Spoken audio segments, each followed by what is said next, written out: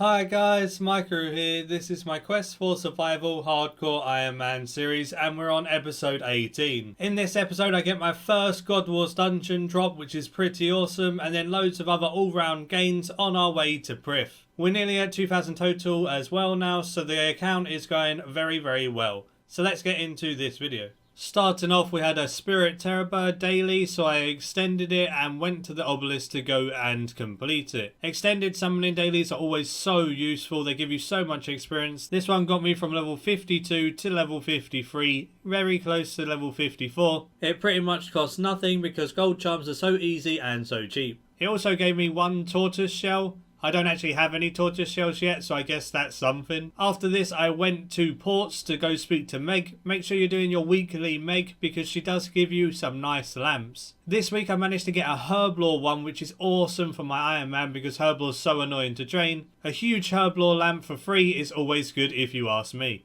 I went to do Cabbage Face Punch because I really wanted Seedicide. Now my farming level is higher and it's over 70, then it's worth getting the Seedicide because there's a lot of herb and miscellaneous seeds that I will not be picking up or I will not be planting, so just getting rid of them for a little bit of experience is always helpful. Cabbage Face Punch isn't that bad of a minigame in my opinion. It doesn't take too long to do, and especially if you're doing it for Slayer VIP tickets, you can get like 8 tickets in 10 minutes, and then if you're doing it for a Seedicide, you can get a Seedicide within an hour and a half or so if you're utilising the 600 free points you get every single day. I find I've done Cabbage Face Punch a lot more on my Ironman than my main, just because the free farming bonus experience you get is actually quite useful as well. Not only can you get those awesome Slayer VIP tickets to Seedicide, you can also get bonus farming experience, which is pretty decent on an Ironman considering you're very limited with the seeds you can get, especially at early levels. In every single game I was typically getting between 150 to 200 points, and then this would double because you get your free 600 double points.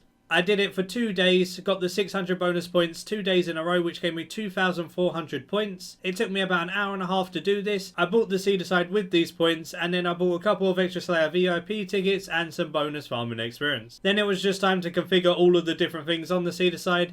I kept most of the herb seeds up because I'm still farming a lot of herbs because I do want to get 75 as quickly as possible. Most of the miscellaneous seed drops have been ticked, and some of the low level tree drops might as well be ticked because I'm not going to be planting all the oak trees and things like that. And then as my farming level gets higher and as my supplies get more, I'll be able to tick off more things.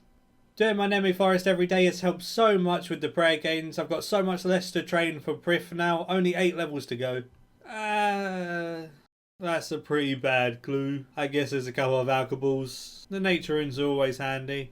Hey look, the Seedicide's already paying for itself. 74 farming at Turoff's. Yeah boy.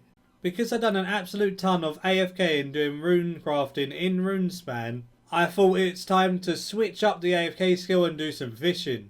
While doing voiceovers and videos and whatever I need to do editing wise, it's always nice to have a good AFK skill to rely on. So I'm going to fish quite a lot of sharks so I have a huge supply. This way I can just eat sharks no matter what and just be safe with my food. While I have to AFK, I might as well AFK something useful. I managed to farm 1,761 sharks for now.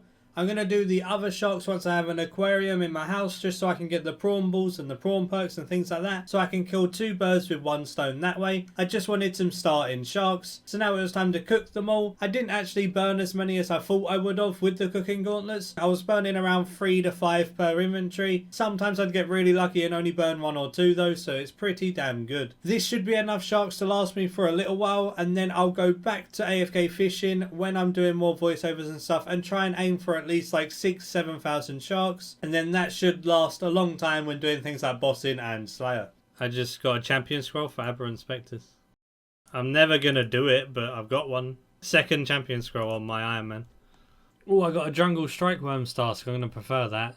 It should be a good task because of the papayas and things like that, but even if I don't get a Hex Crest, I'll still get some nice supplies, so it's worth preferring them. Hopefully it doesn't take too many tasks for the Hex Crest though, and then I can get the focus site after that. I guess this one was long overdue. I finally got the Ooglog Lodestone, and then from the Lodestone I just ran northwest to the Jungle Strike Worms. Nice and easy to get there. You can use a Ring of Dueling, but I don't really see a need when the Ooglog Lodestone is so close.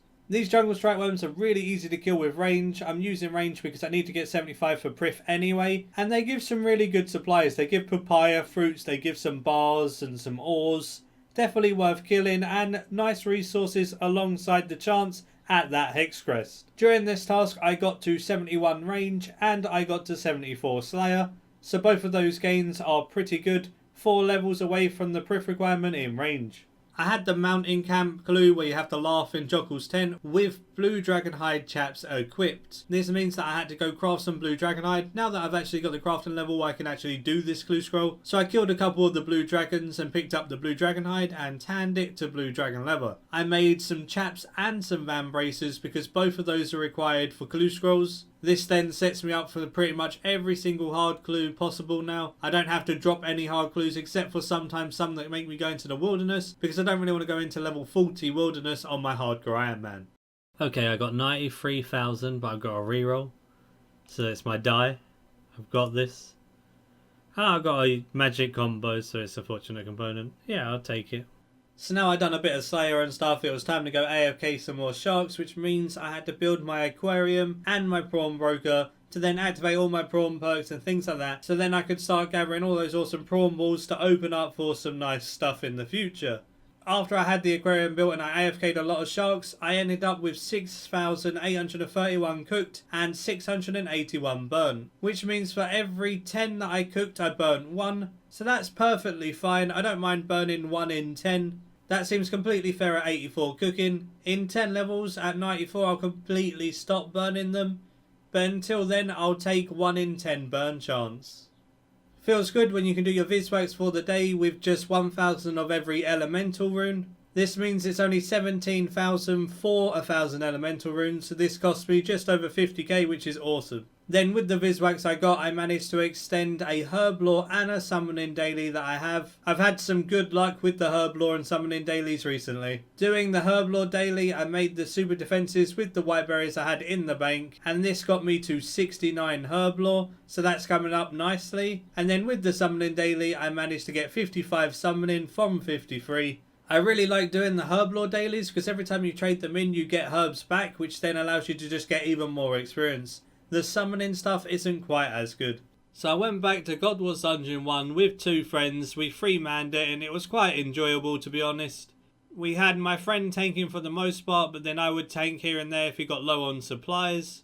And we all just kind of shared the ads so we could stay here for a very long period of time. Doing it in 3-man is kind of slow for loot though, because it does take a long time for every single person to get a piece of loot. And we done it with coin share, so we got shards just to make it fair. But I think in the future, 2-man in bosses will be much easier just on normal loot share. So it will just give a random piece to one of the members. And then if you get a second piece, your loot share points will be higher, so you'll get the second piece anyway. Hood! There we go, we got a full hood. We finally finished a piece. Yay! So it was time to combine all 120 shards into a Hood of Subjugation and upgrade our Luna's helm. We finally got something better than just Luna's, and I hope to get a couple more pieces in the future just to keep upgrading my armour slowly but surely. I'm so glad that I got the Robin Hood hat now. This helm looks absolutely terrible. If I wasn't overriding my head and I had to wear this everywhere, I would be so depressed, it's unreal. Those eyes though.